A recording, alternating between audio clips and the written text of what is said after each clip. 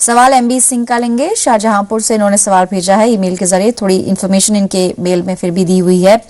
जैसा कि ये बता रहे हैं कि इनका एक ऑलरेडी प्रॉपर्टी है, 4 BHK फ्लैट दिल्ली में इनके पास है।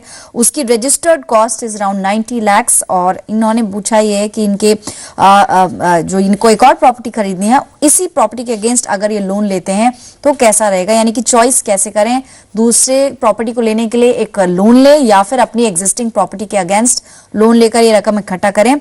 जो इनकी रिक्वायरमेंट है दैट इज 70 to 80 lakhs और जो इन्होंने प्रॉपर्टी बताई है that is registered value 90 lakhs। तो क्या करना चाहिए इनको और कौन सा ज्यादा कॉस्ट इफेक्टिव इनके लिए पड़ेगा?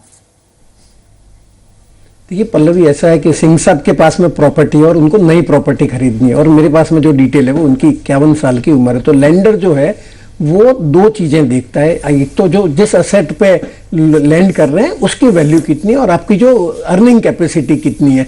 तो आपकी जैसे नॉर्मली लेंडर देखते हैं कि जो जब रिटायर हो जाए तब आपका जो लोन है वो पूरा रीपेमेंट हो जाना चाहिए।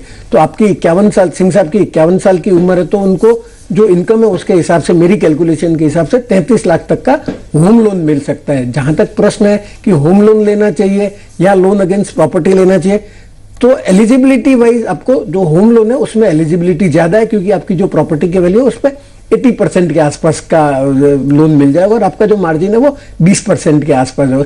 टेन्योर जो है वो भी 20%, 20 साल तक का मिलेगा। सिंह साहब को नहीं मिलेगा पर जनरल व्यूअर्स के लिए जो टेन्योर है वो लंबा मिल जाता है। आपका जो मार्जिन जो लोन अगेंस्ट प्रॉपर्टी में है 40%, 50% के आसपास आपको अपना मार्जिन देना पड़ता है। तो जो प्रॉपर्टी की वैल्यू उसका 50% के आसपास ही आपको लोन मिलेगा और जो रेट ऑफ इंटरेस्ट है वो भी रिलेटिवली हायर रहती है loan against property as compare to आपका जो होम लोन है उसमें। तो अगर व्यूअर को घर खरीदने के लिए लोन लेना है तो आपको लोन अगेंस्ट प्रॉपर्टी नहीं लेना चाहिए और होम लोन ही लेना चाहिए। और जो आपकी एलिजिबिलिटी है इनकम बेस्ड होगी तो इसमें कोई फर्क नहीं पड़ने वाला।